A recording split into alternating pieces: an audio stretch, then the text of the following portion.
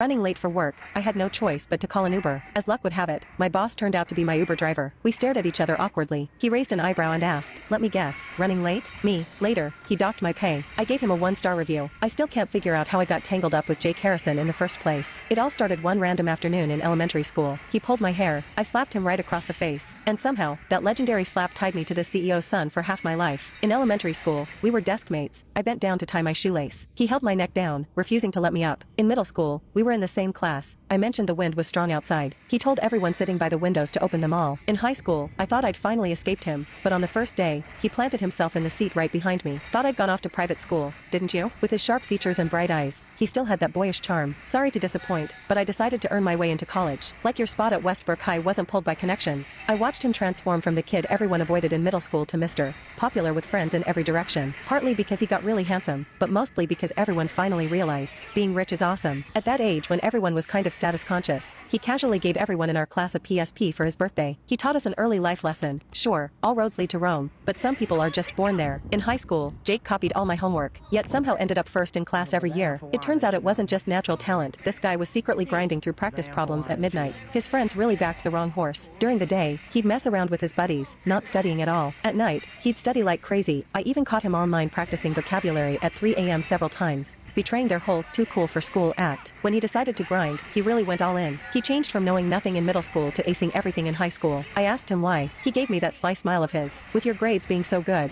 how else am I gonna get into the same university as you? Talk about being haunted. Looks like he was determined to follow up on that slap all the way to college. But we didn't end up at the same university after all. He went abroad, classic trust fund kid move. I thought that was it for us, each heading off to our own adventures. Then one day, he called me at 3 a.m. I reminded him about the time difference. He just went oh, then told me to look outside my window. I wondered what it could be. Expected some cheesy line like, "Behold the empire I built for you." Instead, there was a helicopter hovering over our campus quad. The wind it stirred up had students from every residence hall pressing their faces against their windows. Finally, I understood what that noise in the background of his call was. It was helicopter blades. In the moonlight, his voice came through, low and husky. "I missed you." Was it really me he missed? Turns out he was craving the grilled cheese from that 24-hour diner by campus, and their loaded fries. "Nothing hits quite like this," he said between mouthfuls. Meanwhile, I was having an existential crisis. This guy, from 4,000 miles away, wanted a grilled cheese, so he just hopped on his private jet, switched to a helicopter, and flew right over. Oh right, I was going to give this to you when I went home next, but since I'm here, under the flickering neon lights of the diner, he pulled a small box from his pocket. Inside was a necklace. Actually, Jake had given me countless gifts before: snacks, school supplies, study guides, books, but he'd never given me anything like this. "Your 18th birthday gift," he said. "Happy birthday, Amy Landers." Then I realized he hadn't just flown across an ocean for grilled cheese, because that day was also my 18th birthday. When I applied for jobs after graduation, Harrison Enterprises was the first one I crossed off my list, even though he promised me an incredible package with all the perks. But honestly, who in their right mind would want him as their boss? I even went and interviewed at one of his rival companies, smugly telling him we'd be competitors now.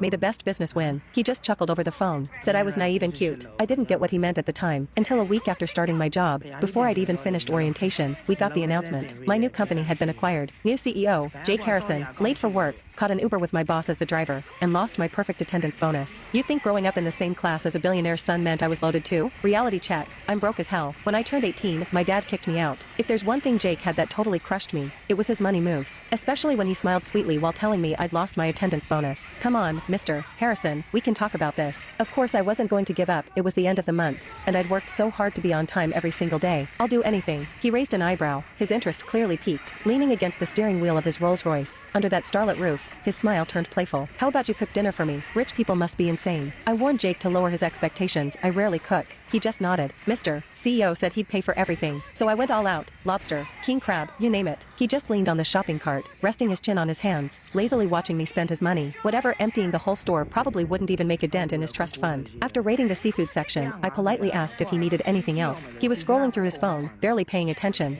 Need those. Need what? I didn't catch his meaning until he finally looked up, with that infuriatingly mysterious smile. Then we ended up in a very specific aisle. He tossed 2 boxes of contraceptives into the cart. I laughed. "You've never even dated anyone. What do you need these for?" He raised an eyebrow. "Oh, how are you so sure I don't have a girlfriend?" Please. I knew this guy inside out. We'd known each other for over a decade. If he'd had some epic romance, I would have known. No way he could have kept that secret. The truth was, at 27, he was still pure. "If you actually have a girlfriend, I'll eat these boxes whole. Is that so?" He smiled, his voice lifting with that familiar teasing tone. Only someone with my chaotic genius would pair instant ramen with Australian lobster. By the time I set the food on the table, he'd already called someone to bring up 2 cases of beer. "You think I can drink that much?" I stared at him. "Oh?" He sat at the table, flipping the bottle opener like a pro. Bet you can't keep up with me. He knew exactly how to push my buttons, and I fell for it every time. I should have known better, but pride won out. I grabbed the opener and popped a bottle, watching the amber liquid fill my glass. So our fancy instant ramen and lobster feast turned into a drinking party. We drank from sunset's golden glow into the star-filled night, until my vision started blurring and my head wouldn't stop spinning. I slammed my beer bottle on the table and grabbed his collar from across the table. What happened to all that big talk? Can't hang anymore? He was already slumped over the table, just his red-tipped ears visible, his collar mysteriously unbuttoned and messy. My eyes wandered from his collarbone downward, and froze. He suddenly grabbed my wrist. Jake's eyes were always clear and bright. How to describe him? Like a fox, well-behaved yet mischievous, always plotting something in that clever head of his. He could be sneaky. Right now, he was a drunk fox. His eyes locked onto mine, grip tight around my wrist, his voice carrying a slight nasal tone from the alcohol. Amy, what am I going to do with you? What? I leaned in closer, genuinely confused by what he meant.